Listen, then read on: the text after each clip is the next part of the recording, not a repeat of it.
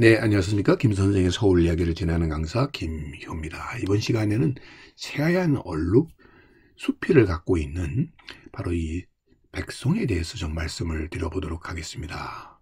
일반적인 우리나라의 소나무하고는 다르게 이렇게 하얀 수피가 상서로운 기운을 갖고 대단히 이국적인 모습을 갖고 있는 것이 바로 이 백송인데요. 이 백송은 중국의 북경 근처에서 자생을 한 소나무가 되겠고요.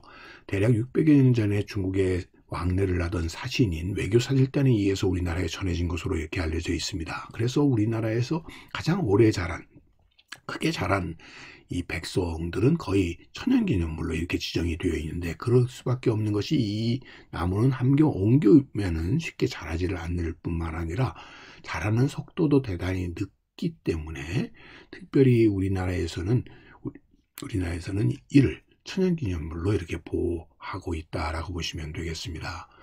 자, 이 궁궐내에서뿐만 아니라 주로 대갓집의 하저에 심어져서 전해오는 것으로 가장 대표적인 예로 들을 수 있는 게 서울시 제동 헌법재판소 앞에 안에 현재 600여 년이 된 것으로 이렇게 밝혀지고 있는 이 백송이 대표적인 예라고 볼 수가 있겠습니다.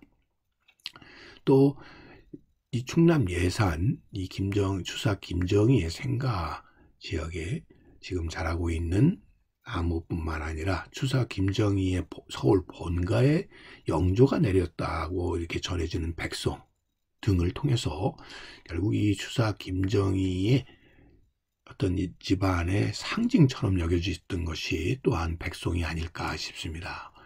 자, 여러분들 우리나라 최초로 이 백송이 천연기념물로 지정이 되게 되었던 것은 이 통이동 백송이 되겠는데요. 이 통이동에 있는 이 창의궁이라고 하는 것, 또 월성이군에서 우리가 느끼는 것처럼 이 창의궁은 영조의 어린 시절에 살았었던 집터에 해당이 되겠습니다. 자, 이 집터가 일제강점기에는 동양척식회사의 관사로도 이렇게 바뀌어버리게 되는데, 이 관사로 바뀌었을 때에도 남아있었던 것이 바로 이 통이동 백송으로서 천연기념물 4호로 이렇게 지정이 돼 오다가 오른쪽 사진에서 보시는 것처럼 1990년 7월에 이 폭풍에 의해서 쓰러져 버리게 되었죠.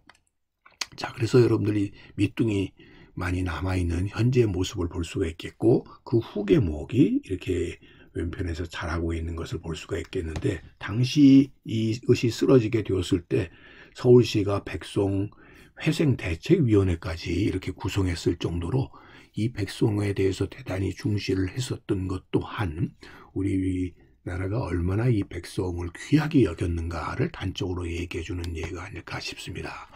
자, 그래서 많은 백송들이 이렇게 천연기념물로 지정이 되어 있는데, 이 서울 원효로의 6호로 지정이 되었었던 이 백송의 경우도 이미 고사를 해버렸고요.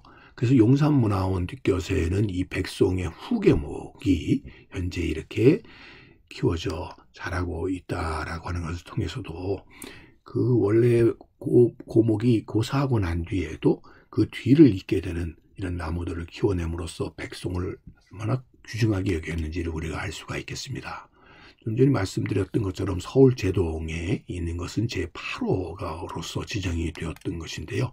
지금 헌법재판소 경내에 마련이 된 것으로 이 자리는 홍영식, 박교수, 이상재 등의 집터가 있었던 곳이기도 하고요. 재중원터였었다가 최근에는 이 창덕여고의 학교 터로도 이용이 되었었던 자리가 바로 이 백송이 위치하고 있다라고 보시면 되겠고요. 그 뒷곁으로는 윤보선 대통령의 사저가 있는 자리이기도 합니다. 바로 이 백송의 모습을 통해서 이 백송이 갖고 있는 어떤 상서로운 기운들을 지금도 느껴볼 수 있지 않나 싶습니다.